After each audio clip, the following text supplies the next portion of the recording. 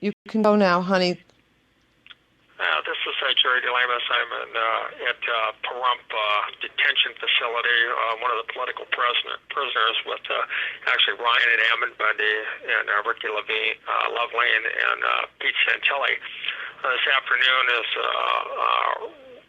Ryan Bundy and Ammon Bundy were both carted out of our unit, trussed up like how you carry actually a deer after you shot it. They were handcuffed and out in the hallway and taken off to what we call the hole, which is a solitary confinement, on a stretcher because they wouldn't willfully walk.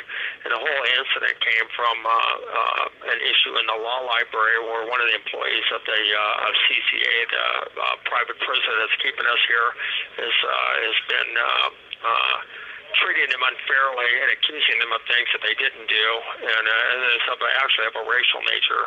And she's already been reprimanded once for it by the company, but continued, and she wrote up both Ryan and Ammon Bundy for not having their identification with them a day or two ago, when it was actually Ammon Bundy who was the only one of the brothers that forgot his ID, and that started a downhill slide when they had a pseudo kangaroo court hearing here in the unit, and they were both found not to have had their IDs, even though I witnessed what happened here in the unit, and it was only Ammon who had forgotten his ID, merely forgotten it, and then he went and got it and complied with what it intentionally just forgot.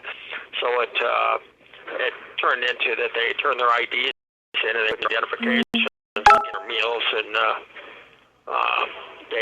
they couldn't go to church, and they couldn't go to the Ammon, but he was denied being able to even go see his attorney today, so he got turned back from that. And when they questioned that, they were ordered to go to their bed, and they wanted some recourse. The U.S. Marshal hasn't been in this unit in about 2 months. He's supposed to be in once a week, and it just escalated from there, where they passively resisted going to their bunk and wanted to explain the problem, and they ended up getting hauled out one at a time. Ryan first, and he wouldn't go, so they had to drag him out as he laid down on the ground and handcuff him, put him on a stretcher. Actually got out in the hallway and was standing, and they had to force him down forcibly down onto a stretcher where they handcuffed him and then hauled him off. And then Ammon said, well, you might as well take me too. And so they said, go to your bunk, and he wouldn't. They said, you might as well just take me too. And he had his hands behind his back, turned his back to him so they could handcuff him, since they'd hauled his brother off unjustly. So then they ended up doing the same thing to Ammon. He laid down here on the ground, and they hauled him out of the unit. I've talked to the counselor, I've talked to the CEOs, and I've written a request into the U.S. Marshal, and it's actually a failure of this corporation, who's already got enough problems, you would think, with their recorded phone calls, for protected phone calls between attorney-client that they've released to the prosecution in our case and other cases around the country. And their stockholders are suing the corporation for losing their federal contracts due to not enough employees to watch the inmate and not fulfilling their obligations under their contracts, and now they're being sued there. And I asked actually the counselor and the lieutenant and others, why would you send 8 people in here to take them down and then haul them off in cuffs down to the hole, when this could have been resolved maybe with the U.S. Marshal showing up in here and having a conversation, or taking these parents of numerous children and business owners and just going in a room and having a conversation about what actually happened and what needs to happen. They've already found the employee and reprimanded her for her behavior towards them, and here it is again. But the CCA facility chooses to use force and their handling of anybody, and they say, well, we're just doing our job, which is the same Nuremberg defense that didn't work out so well for the Nazi death camp guards. Not that all these guards in here are bad, because we've got some in here who are great, and I have a great amount of respect for, but there are those, in fact, that just want to deal by force. And it's wrong. They haven't been found guilty of anything. They have rights under the Constitution, of rights as human beings, and they should be afforded those rights and respected. So that's what's happened. Ammon and Ryan are in the hole. I don't know how long they'll be there. They pulled all their stuff and taken it, which means they're the little bits of things we get to have in a plastic tub under our beds and our blanket and sheets. So I don't know if they're going to be in there a day or two or what's going to happen with it, but I have put in formal request to the counselor and to the marshals to help resolve this situation. I told them exactly what's happened as a witness to it and how it should have been handled. And it was just mishandled by... Zoom that. So anyway, this is Jerry Delemus live calling from... I don't know if we're live now. Yeah, we're live. Okay. So Jerry's telling what has happened just a few minutes ago, or maybe an hour ago, that Ammon and Ryan both have been taken to the hole. There's been just very peaceful protest going on in there, and it's also to do with IDs and things like that. And the prison has decided to take those boys by force and put them in the hole, and that's what we're recording right now. Jerry wanted to get the news out to you. There's in particular a woman who runs the law library of all things, and she has been actually racist, and she has been actually giving the men a very hard time about going to or being in the law library, and it stems from a video or clips of a video where Cliven was misquoted, so to say. And so she's the retribution by this particular woman who runs the law library at the prison is she's taken it upon herself to punish Ryan and Ammon and the other political prisoners who are at this time not guilty and should be innocent until proven guilty, but that's just not how it goes in the USSA. Kangaroo court. Yeah, and it's a total railroad. They can't even call their lawyers. Their lawyers from an inmate facility. At this juncture, they can't even call their lawyers. So their lawyers don't even know what's going on. So if any of you people have pull with the Bundys, let them know what's happening. Call them up and tell them to call their lawyers, because this is Ammon and their congressman. Ryan and Ammon have been taken and brought on stretchers. They weren't injured, but they passively refused to go. So they were put on the floor, handcuffed, and put on stretchers and taken to the hole. And that's what's happening right now. Do you want to say anything else, honey? I'll say, though, oddly enough, we were fasting today, and I would just say to pray for them as well. And but if CCA here in Pahrump, Nevada, probably needs to hear your calls, because they're just not doing their job. This is an administrative mistake and a failure on the part of those in charge to do their job, and but yet they don't adhere to the rules that they set forth that they're supposed to adhere to, but they change the rules willy-nilly on us here. And that's not all of them, but a number of those who oversee us are captors. So, pray for Ammon and Ryan, but just put the word out there. And I watched the whole thing, and I got to tell you, it took all I had not to join them. Yeah. Terrible. It's terrible. It's terrible the way the boys are being treated. The men are being treated in that prison. They're fed meals. One meal was given to them, and it was sloppy. No utensils. So they had the choice of either eating with their hands or eating out of their plates with their faces like animals.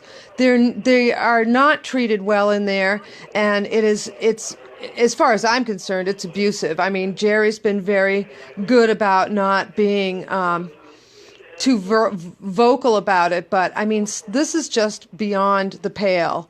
And the way these people are being treated, it's worse than animals. Well, they both been written up for things that they didn't do, Ryan and Ammon, that I know that they did not do, and and it was a mistake. And rather than admit the mistake, they just asked corporation here uses force and escalates it. And on top of it, though, they had the whole unit was yelling Bundy, Bundy, Bundy chanted in here instead of handling this thing civilly, like they're dealing with human beings with some amount of rights and freedom. They take a chance on having rebellion here in the unit, which is ridiculous to even allow something like that to happen, not just to go have a conversation about it and get it resolved like human beings, like you would with your children if there was a problem even, that simply. And but they chose another path. They like force, and so that's what they did. Just awful. And the reason I don't have a picture up, everyone's asking for pictures, or some people are. I'm just letting you see the ceiling because I don't have a picture of Jerry, and you don't need to see me. All right, well, pray for Ammon and Ryan, and that I don't suffer any retribution for even exposing this, but it needs to be told. And that's actually why I didn't get involved in it, is I wanted to make sure that the story got out. Right, because if Jerry had gone in the hole with them, then we wouldn't be listening to this. I was wondering why I was getting phone calls from my husband, and Angie would wonder where her husband was, and all the family members and friends that these guys contact would wonder, well, what happened? So here's the news. It's awful. And the U.S. Marshals, to repeat this too, the U.S. Marshals are responsible to be in that prison and act as an advocate weekly. And Jerry says he has not seen a U.S. Marshal in the prison for 2 months or longer. My unit. His unit. I was told they get really busy in the holiday and they don't come around much. Yeah. It's crap. That's what one of the CEOs told me. I'm sure they still get paid. I'm sure they still get paid. I agree. But just to add to it. Okay. Jerry's time's going to be up, so I'm just going to tell him I love him and that we'll talk a little later. And I'm going to recap for you guys after. Your time is up. Okay. So the recap on this, Jerry's very upset, and I'm always upset when this kind of stuff happens, because you wouldn't believe some of the stuff that happens, and he tells me, and then I don't know whether I should share it or not, because we don't want retribution, and they're just awful. But the woman who runs the law library at the Nevada Southern Detention Center has been terrible lately to the Bundys and to the other men who are involved in the Bunkerville case. And she wrote up both Ammon and Ryan. And because this woman is sort of one of the keepers, when she wrote them up, even though they didn't do anything to be written up about, Jerry has witnessed this whole thing. They haven't done really anything wrong. They might be. They're not being improper. Let's just put it that way. And so poor Ryan and Ammon now have been literally carried away to solitary confinement. I'm reading this, so that's why I'm not looking at the camera. They have been carried away because this woman has made this complaint, and it's racially charged, very, very racially charged. And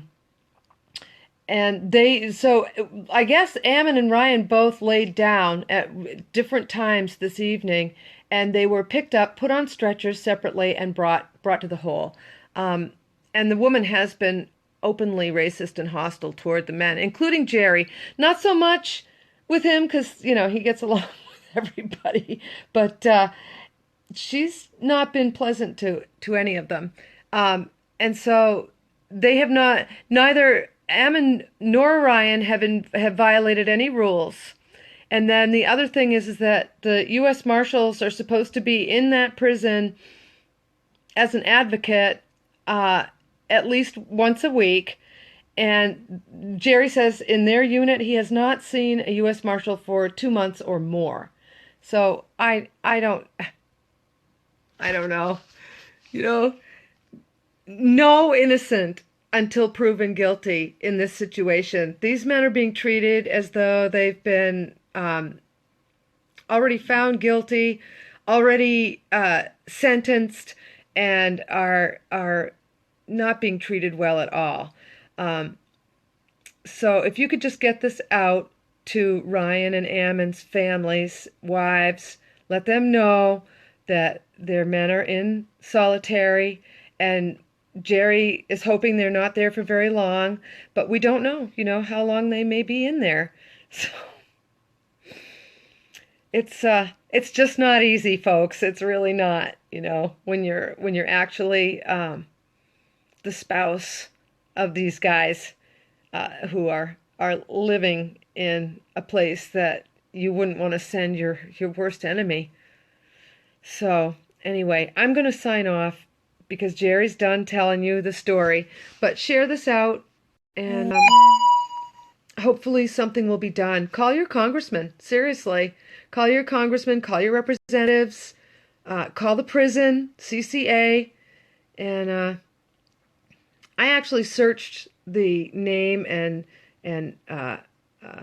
vitals of the CEO of CCA, and I think I've been waiting to call him and his family, and I think I may pull that telephone number out and give it a call tonight.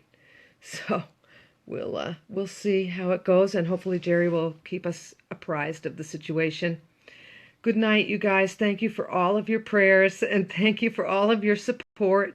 And we're just grateful for all of you out there. Thanks. Bye.